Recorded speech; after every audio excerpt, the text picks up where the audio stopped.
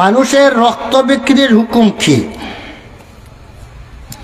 মানুষ আজান ও একামতের মাঝে আশহাদু আন্না মুহাম্মাদুর রাসূলুল্লাহ বলার সময় দুই হাতের আঙ্গুলে চুমু খেয়ে চুকে লাগানোর হুকুম কি?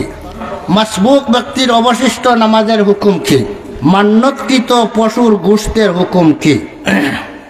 জামাতে নামাজ পড়তে ইমাম সাহেব সালাম ফিরাতে কতটুকু লম্বা করা যায়? আসসালামু আলাইকুম ওয়া রাহমাতুল্লাহ নাকি সালামু আলাইকুম ওয়া রাহমাতুল্লাহ, আসসালামু আলাইকুম ওয়া রাহমাতুল্লাহ এই লম্বা করিতে আসসালামু আলাইকুম এটা চিনে বুঝা যার ওলা লম্বা করিয়া কইতেছে, এটা করিয়া লম্বা করিতে যদি মুসল্লির সালাম আগে শেষ হয়ে যায় এতে মুসল্লির নামাজ হবে কি না? বর্তমান সময়ে মোবাইলে প্রচলিত বিবাহের বিধান কি? আর মাত মন করিয়া প্রশ্ন উত্তরগুলা খান বরিয়া উনুন, যেন গেলেও কমসে কম দোকান থেকে একটা মশলা লইয়া বাড়ির যোকা। এটা একটা জটিল মশলা। ইমাম সাহেব আসসালামু আলাইকুম ওয়া রাহমাতুল্লাহ তো লম্বা আর কারিয়ানা বরিয়া হয়েছে। আর মুক্তদি যে বেটা হারিয়ানাও পড়ছে না, আর বেটা ভোট করিয়া বলে আসসালাম হইতে সময় বেটা গেলা ফাড়ি দিয়া আসছে আসসালামু আলাইকুম ওইগুলা বেটা শেষ করিয়া আসছে। এখন ইমাম সাহর লগেও ইয়া মুক্তদির সালাম ফিরানি শেষ হইত। ইমাম সাহর আগে যদি আসসালামু আলাইকুম, ইমাম সাহর আসসালামু কোয়ার আগে যদি মুক্তদির আসসালামু ফুরি যায়, আলাইকুম ওয়া রাহমাতুল্লাহ হিগালা খোয়ার আগে ফুরি গেলে নমাজ হইব। তবে আসসালামু ইমাম সাহর আসসালামু কইবার আগে যদি মুক্তদিয়ে আসসালামু কইলাই তাইলে মুক্তদি ইমাম সাহর আগে সালাম ফিরাই লইলা। আসসালামু আলাইকুম ব্যতীত খালি আসসালামু কোয়া হইল ওয়াজিব বা খুরুজ বিসুনিল মুসল্লি ফরজ, এই হিসাবে আসসালামু কোয়া এটা ফরজ। এখন আসসালামু পর্যন্ত হইলেও এই ফরজ আদায় হয়ে যায়। আলাইকুম ওয়া রাহমাতুল্লাহ হিগালা ফুরানি সুন্নত। এখন হিগালা ফুরানির আগে যদি মুক্তদি হগালা ফুরাইলেন এখানে মুক্তদির নমাজ অসুবিধা হইতো না, কিন্তু আসসালামু শব্দটা ইমাম সাহেব ফুরাইবার আগে যদি তাই না আসসালামু কইলেন তে মুক্তদির নমাজ মকরুহে তাহরিমি হইব, মকরুহে তাহরিমি হইব। এ কারণে ইমাম সাহেব যদি বিশাত লম্বা করিলেন আসসালাম আসসালামু আলাইকুম ওয়া রাহমাতুল্লাহ,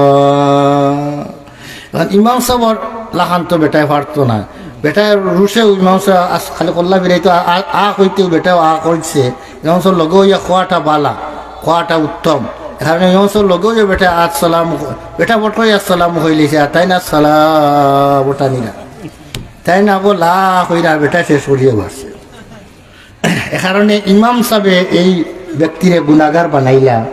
এই ইমাম সাহেব খেনে অযথাই ন টানাটানি করন, টানাটানি খেনে করন। আসসালামু সালা একালিফ লম্বা, আসসালামু আলাইকুম আসসালামু আলাইকুম ওয়া রাহমাতুল্লাহ একালিফ একালিফ। এখানের মধ্যে লম্বা করলে মুক্তদি আগে যাওয়ার কোনো প্রশ্ন হয় না, মুক্তদি লগেও শেষ করবা। এ কারণে ইমাম সাহেব এই অত লম্বা করিয়া পড়াটা এটা ইমাম সাহেব এই মুক্তদির গুনাগার বানাইলা। এ কারণে ইমাম সাহেবের অত লম্বা করাটাও মকরুহে তাহরিম হইব, যেহেতু টান কারণে তার নমাজ মকরুহে তাহরিম হইব। এক দুই নম্বর আরেকটা প্রশ্ন আইছে, বর্তমান সময়ে মোবাইলে প্রচলিত বিবাহের বিধান কি? বইয়া অত পারব। বর্তমানে মোবাইলের বিয়ার বড় হিড়িক আরম্ভ হয়েছে। কইনা বেটি দেশ, নশা বেটা বিদেশ, আইয়া রইবা তাইন 2 সপ্তাহ কি 3 সপ্তাহ কি 2 মাস, আইয়া কইনা টুকাইতে টুকাইতে তান যায়গে যদি 3 মাস, তার তাইন আর বিয়াও নাই, তাইন যাইতে কি হইলে জেলা হুদা আইসলা ওলা হুদা। এ কারণে বাড়িঘর তাকিয়া চিন্তা করেন, তাই নহন তাকে চিন্তা করেন যে কইনা আগে তুমি তেন রেডি করো চাইয়া চুইয়া, আর রেডি করো এতে আইয়া বিয়ার আরো ফাংশন করতাম আরো সময় যাইতো, রেডি ভাই লইতাম, রেডি মাল ভাই লইতাম, আইও এমন ব্যবস্থা তুমি তাই করো যাতে আমি হন্তে কিয়াও বিয়াখান আখ থরিয়া বাটি করে লইলাম, আর আমি আইবার আগে বাড়িতে নিলে আনিয়ে থই দিলে, আর আমি আইও আমার বউ ভাইলাম। এই ধরনের ব্যবস্থাপনার লাগিয়া মোবাইল সিস্টেমে বিয়ার পদ্ধতি আরম্ভ হয়েছে। সেটা কিতা বিজি বলে এটা ভিডিও জোর মাধ্যমে, ভিডিও কলের মাধ্যমে বিয়া হয়ে যায়। অর্থাৎ কোনো অনুষ্ঠান কয়েকজন বইলা, কোনো বাংলাদেশও বইলাও আরো কয়েকজন কইনার পক্ষ থেকে বইয়া অন্তাকিয়া ভিডিও কলের মাধ্যমে কইলা যে অমুকর ফুড়ি অমুক নেচারে আমি আমি আমি উকিলে অমুকর ফুয়া অমুকর টাইম আমি বিয়া দিলাম কইলা। আর হন্তাকি হন্তাইন হুনরাও, আর যে মাতিরা যার লোক এরারেও দেখা যায়, কোনো বইসুন দেখা যায়। আর এরপরে হন্তাকিয়া টাইম কইলা কবুল করলাম। কোনো গালার যারা আছেন এরাও শুনলা, ভিডিও কলে করার কারণে এরা দেখলাও আর এরা শুনলা, অনর এরাও শুনলা। ও হয়ে গেছে গিয়া বিয়া হয়ে গেল। আর এরপরে বেটিরে আনিয়া আর বাড়িতে নিয়ে দিলাইলা। এখন একটা ইসলামের দৃষ্টিতে এটা বিয়া হয় কি না, এই তরিকায় বিয়া একটা হয়, বিয়ার জন্য একটা জরুরি শর্ত হইল ইজাব এবং কবুল, অর্থাৎ প্রস্তাব। ইজাবর মানা প্রস্তাব, অমুকর ফুড়ি অমুকরে টাইম আমি বিয়া দিলাম, এটা হইল প্রস্তাব। আর বাদে যেন কবুল করেন, আমি গছিলাম কবুল করলাম, একটার নাম কবুল।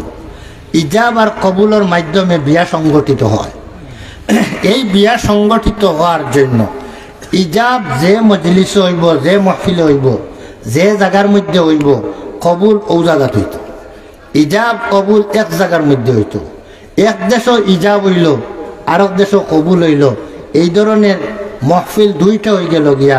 ভিডিও কলে দেখা যাও, অসুবিধা নাই, এতে কোনো আসে যায় না।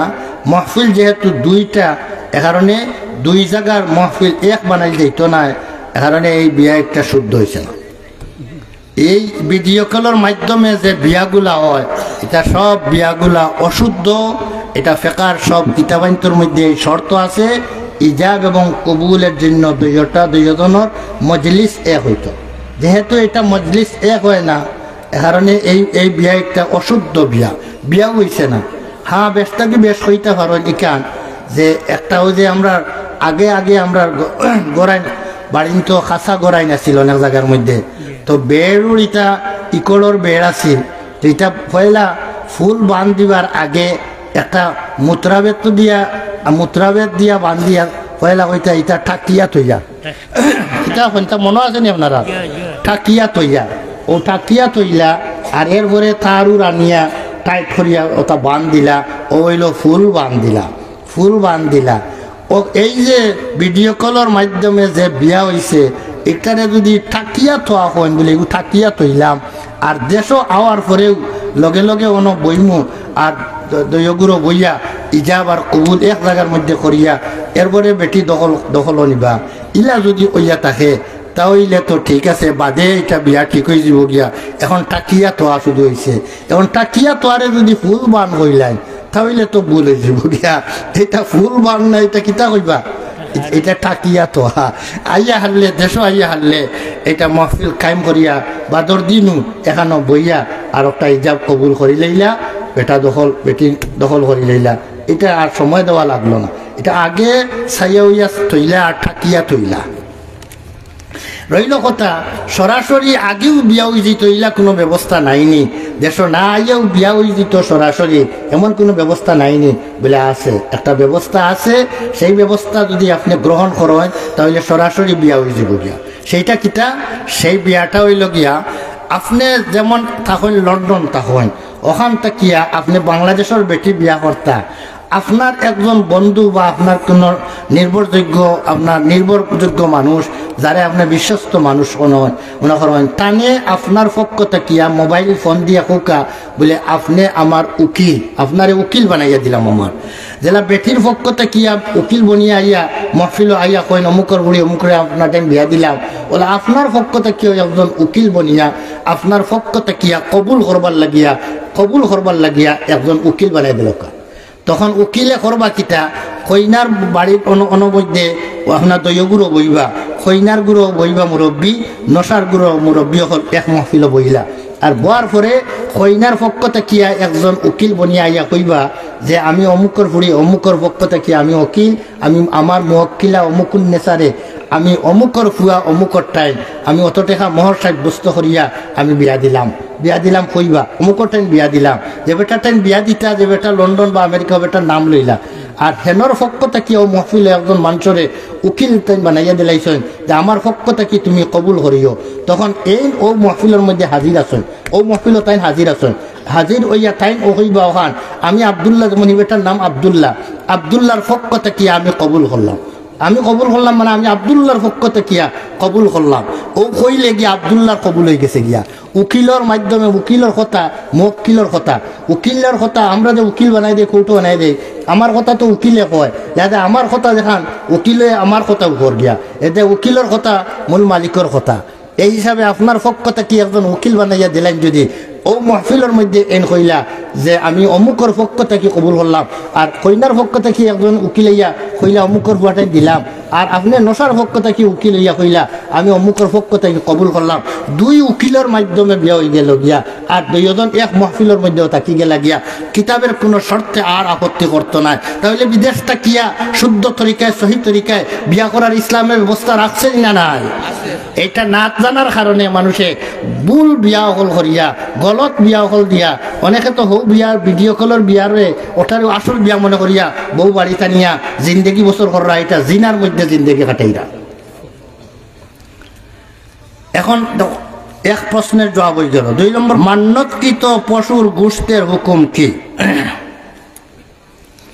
এটাও আরো একটা জটিল মশলা এটা বিদেশ যাইতে সময় মানিছে আল্লাহ যদি সই সালিম যদি নিয়া আমারে যদি হিথ্রো এয়ারপোর্ট নিয়ে পৌঁছাই দিলেন সমস্যা আছে সন্দেহ আছে শুভ আছে বেড়াচেরা আছে যদি আল্লাহ সই সালিম নিয়ে পৌঁছাই দিলেন তাহলে একটা গরু আল্লাহর হুকমে একটা গরু আল্লাহ ওয়াস্তে পাঠাইয়া দিন ওলাও সাধারণত মানুন একটা গরু পাঠাইয়া দিন এটা মান্যত মানার মধ্যে শব্দগুলা খেয়াল রাখতে হইব কোন শব্দই কইছেন মান্যত মানছেন একটা হইল কেউ মান্যত মানছে আমি আল্লাহ ওয়াস্তে একটা গরু দিমু একটা গরু আল্লাহর ওয়াস্তে দিমু এখন আল্লাহর ওয়াস্তে একটা গরু দিমু এইটা এক বেটায় মান্যত করছে একটা গরু আমি জব করাইয়া দিমু আমি গরু দিমু এখন আল্লাহর ওয়াস্তে একটা গরু দিমু কইছে আল্লাহর ওয়াস্তে এটা হইল এক পর্যায়ে আরেকটা হইল কইছে যে আমি আল্লাহর ওয়াস্তে একটা গরু দিয়া সিন্নি করাইয়া দিমু কেউ কইল সিন্নি করাইয়া গাঁত পাঠিয়া দিমু কেউ কইল আমি আল্লাহর ওয়াস্তে একটা গরু পাঠাইয়া দিমু কথাগুলা বেশ আছে না আল্লাহর ওয়াস্তে একটা গরু পাঠাইয়া দিমু গাঁত পাঠাইয়া দিমু আরেকটা হইল আল্লাহর ওয়াস্তে সিন্নি করিয়া আর সকলরে খাওয়াইমু আরেকটা হইল আল্লাহর ওয়াস্তে এগু গরু দিমু কথা তিন কলে হয়েছে নাই এখন আল্লাহর ওয়াস্তে এগু গরু দিমু যদি কয় আর বাড়িতে কইসলা যদি যাইতাম পারি যদি আর গেছেন গিয়া তাহলে এই মানুষে একটা গরু আল্লাহর ওয়াস্তে গরিব গুড়াবারে বন্টন করিয়া দিতে হইব অথবা একটা গরুর মূল্য মধ্যম পন্থার একটা গরুর দাম ধরিয়া এই দাম গরিব গুড়াবার মধ্যে বন্টন করিয়া দিতে হইব এই গরু এটা দনিয়ে খাইলে যতখান দনিয়ে খাইবা অতখান হিরবার সদকা করা লাগবে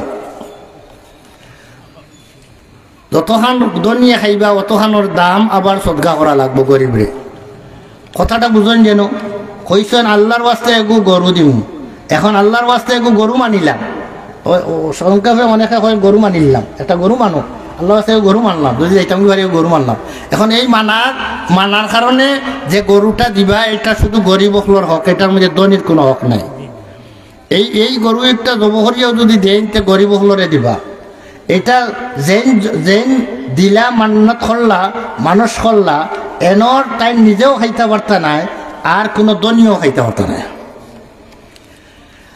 আর যদি মান্নত করতে সময় ওলা মান্নত করেন যে আমি যাইতাম পারি যদি আল্লাহর ওয়াস্তে আমি একটা গরু সিন্নি করিয়া আর গাঁত পাঠাইয়া দিম গরু সিন্নি করিয়া দিম তাহলে এই সময় এই গরু সিন্নি করা আর আরেকটা শব্দ হইল গিয়া সিন্নি কইছে না, কইছে আমি আল্লাহর ওয়াস্তে একু গরু উঠাইয়া দিম। ও দৈয় সুরতর হুকুম একটা, গাঁৱত একটা গরু পাঠাইয়া দিমু অথবা সিন্নি করিয়া পাঠাইয়া দিমু। এই দৈয়তার মধ্যে দনিরে খাওয়াইবার যদি মান্যত করে কেউ মানুষ করে আমি দনিরে খাওয়াইমু, তাহলে তার এই মানুষ তার উপরে ওয়াজিব হয় না। গরিবরে খাওয়ানোর নিয়তে মানুষ করলে এটা ওয়াজিব হয়, দনিরে খাওয়াইবার নিয়ত করলে এটা ওয়াজিব হয় না। এখন একজন মানুষ করলো আমার গাঁৱত পাঠাইয়া দিমু, গাঁৱত ধনী আছেন গরিব আছেন সবেও খাইতা তার নিয়তের মধ্যে, সবে খাইতা। যখন সবে খাইতা যখন যে সারা গরু তার উপরে ওয়াজিব হয়েছে না। যতজন গরিব আছেন গরিবও আন্দাজা তার উপরে একটা গরুর অতখান তার উপরে ওয়াজিব হয়েছে মান্যত করা, আদায় করা।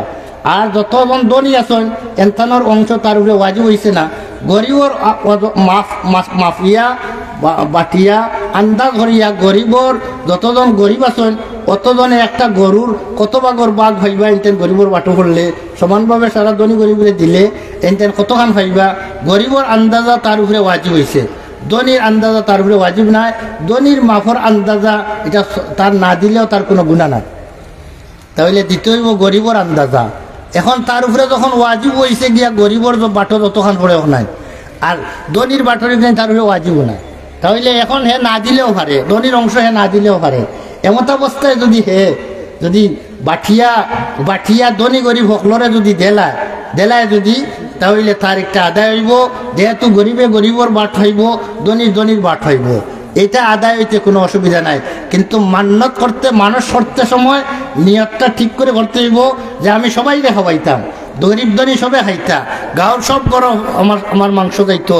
এই ধরনের নিয়ত করলে এটা গরিবর অংশটা তার উপরে ওয়াজিব হয়, বাকি অংশটুকু ধনীর অংশটুকু তার উপরে ওয়াজিব হয় না।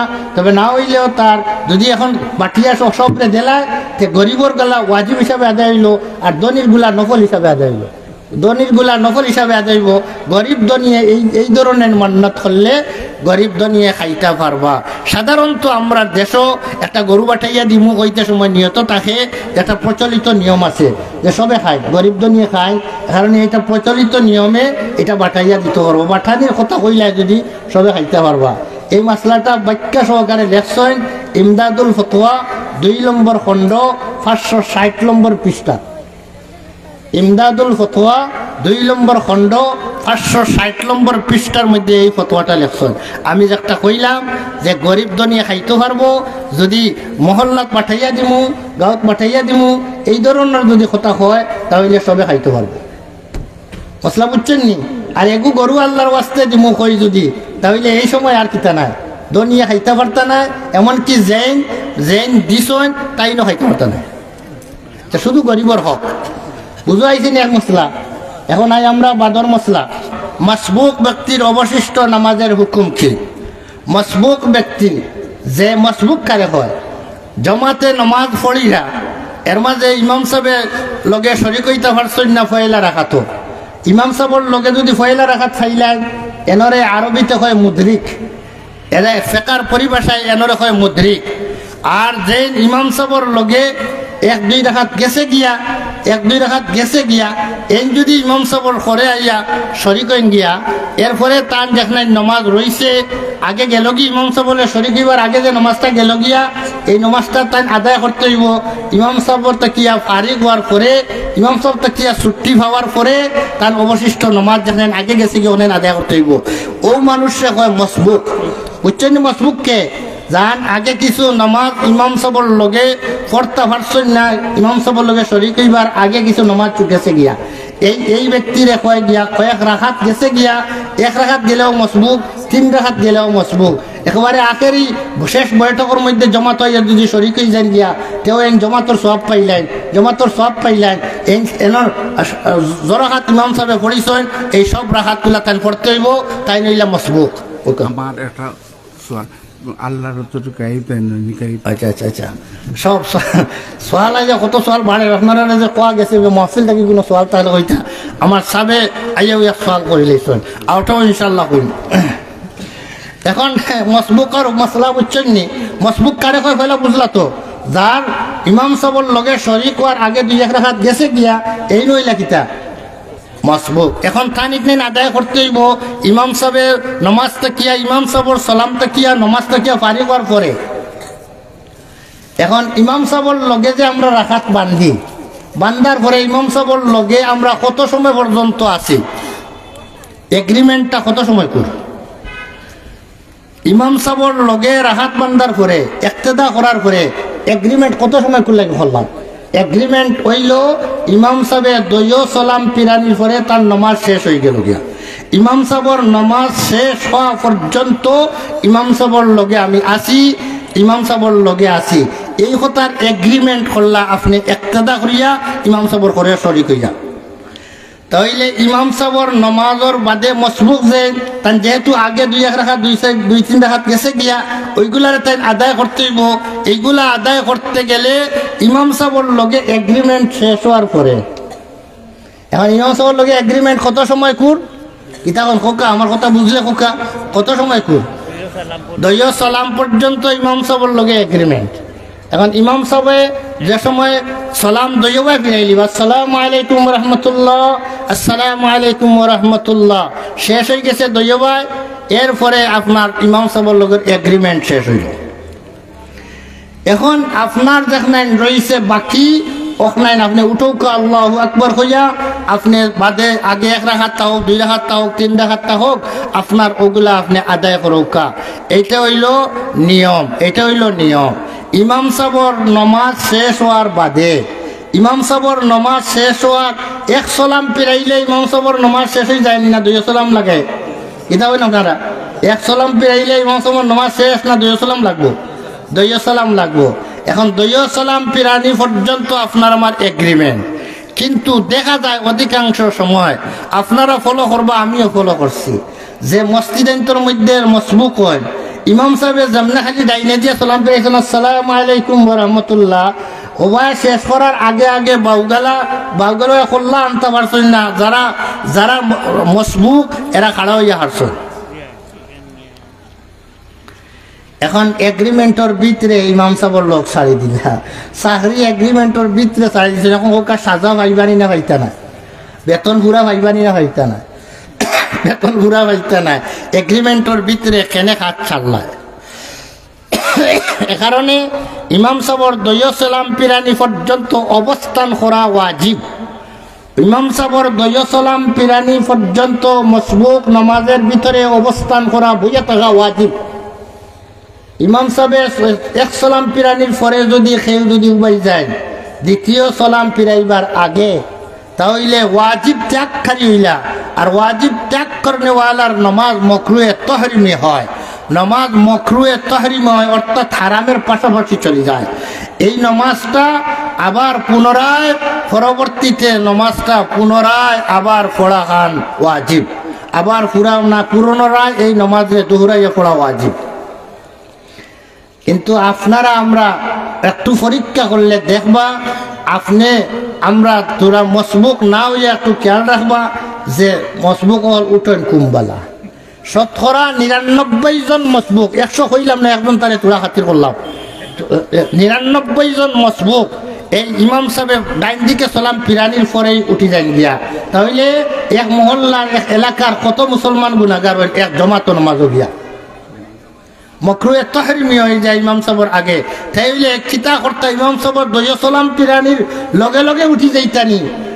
একটা কিতাব আছে কবিরি মুনিয়াতুল মুসাল্লি আল মারুফ বিল কবিরি, ফতোয়ার প্রসিদ্ধ একটা কিতাব। ওই কিতাবের মধ্যে লেখছেন যে একজন মানুষ ইমাম সাহেবের সালাম পিরানির বাদে দৈয় সালাম পিরানির বাদে তো উঠি যাইতে পারেন, তবে বালা হইল আরো তুলার সময় অপেক্ষা করো, আরো তুলার সময় বাড়ছাও। কারণ ওই তো পারে ইমাম সাহেবে হয়তো সালাম পিরাই লাইছেন, তার সালাম পিরানির পরেও মনে হইতে পারে বলে আমার উপরে সশ্রদ্ধা আইছিল, সশ্রদ্ধা দিলাম না, সশ্রদ্ধা না দিয়ানো যে বাড়াই যাই আর গিয়া আমার উপরে সশ্রদ্ধা আছে। তখন সালাম পিরানির বাদেও সশ্রদ্ধার লাগি ইমাম সাহেব আমার শ্রদ্ধা দিলাইতে পারবেন। এ কারণে তুলা অপেক্ষা করোকা বুঝিয়া যে দেখো ইমাম সাহেবে নমাজের উল্টা কোনো কাম কররানি, নমাজের উল্টা কোনো কাম, যেমন ইমাম সাহেব পশ্চিম মুখা আসলা এখন পূব মুখা ফিরি গেছেন গেতে, তো আর কোনটা রয়েছে না, আর কোনটা রয়েছে না।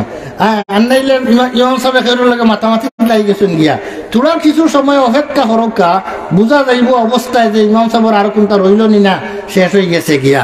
এ কারণে কিছু আরো অপেক্ষা করাটা উত্তম, মুস্তাহাব। কথা বুঝাইছে নি মসবুকর মাসালা? এই জিনিসটা অত্যন্ত জরুরি। শতকরা 99 জন মানুষ গুনাহগার এই গুনার মধ্যে। এখন মানুষের রক্ত বিক্রির হুকুম কি? মানুষের শরীরের কোনো একটা অঙ্গ আরেকজনের ব্যবহার করা যাইজ না। একজনের মানুষের এক শরীরের কোনো একটা অংশ আরেকজন মানুষের ব্যবহার করা যাইজ না। একমাত্র দুধ বেটির শরীরের অংশ, এটা বাচ্চার জান বাঁচানোর স্বার্থে দুধ খাওয়া যায়।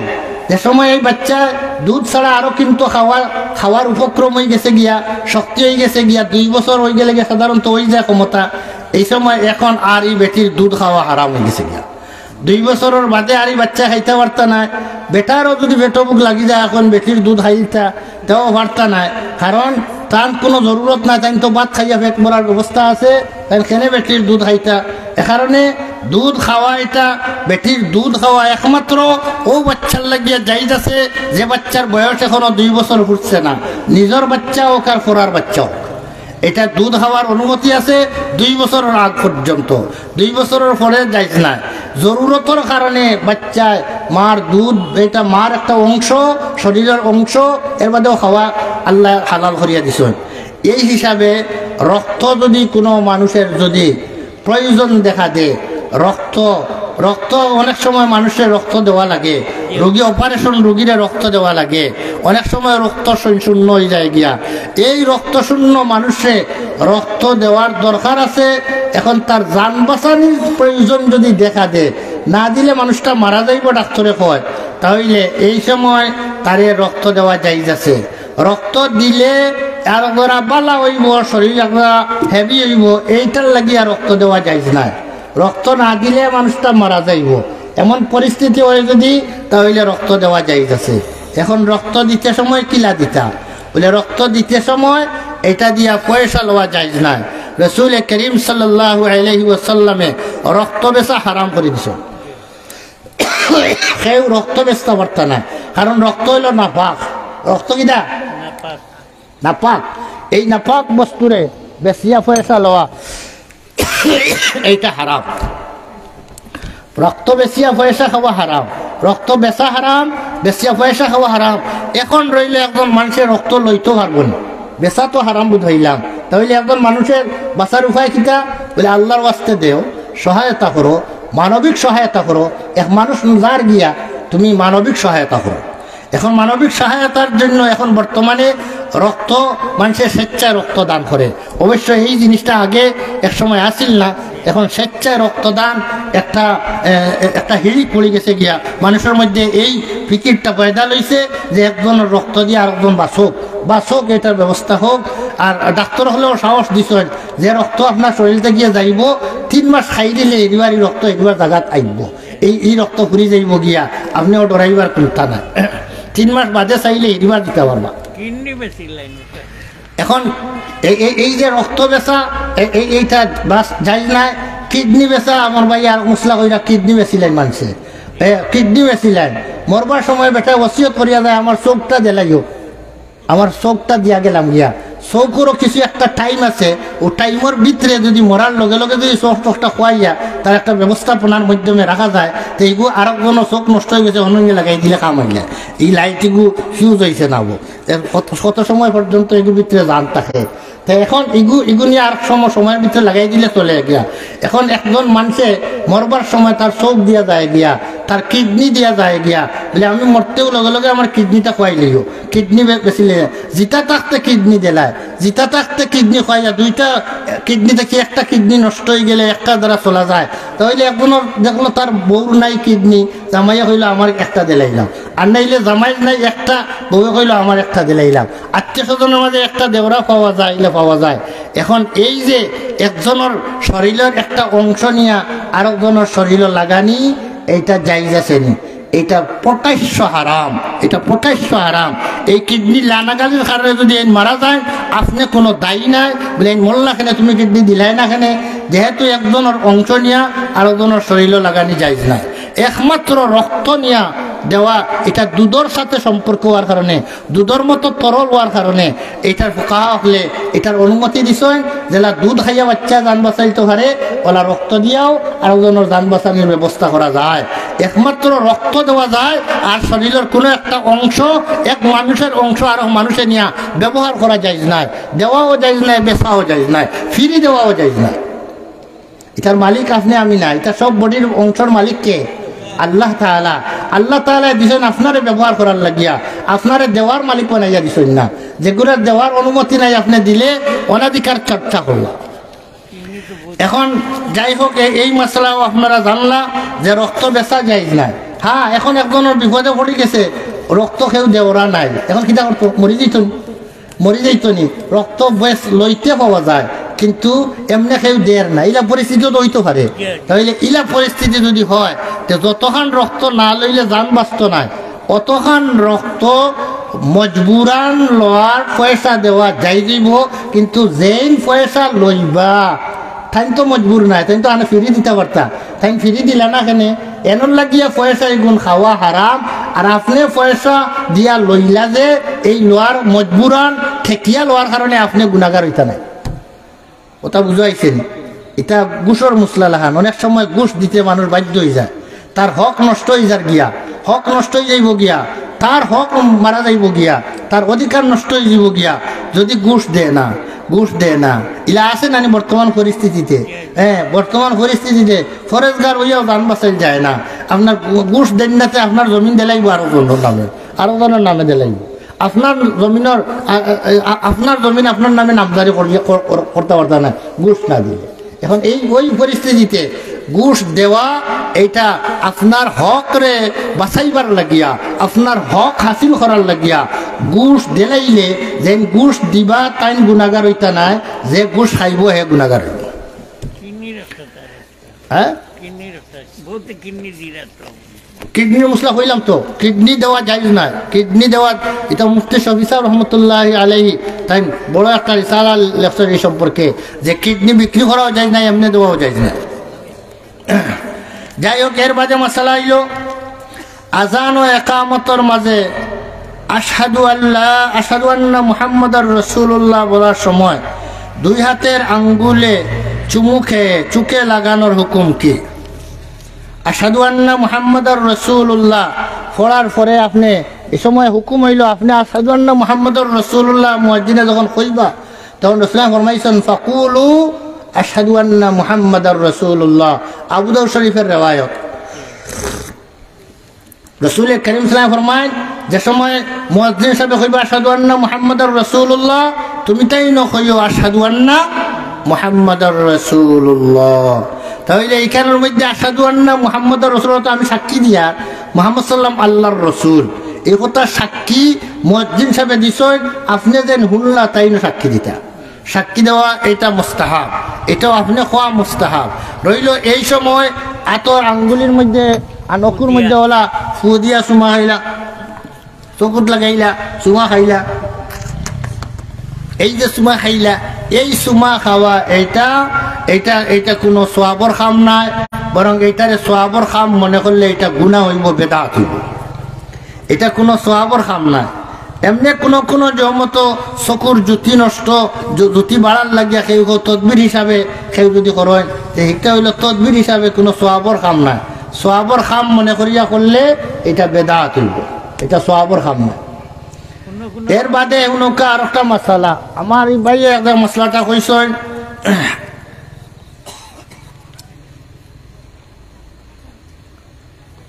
আজানের প্রথম বাক্য আল্লাহু আকবার আল্লাহু আকবার, এর মধ্যে কয়টি লগত রয়েছে?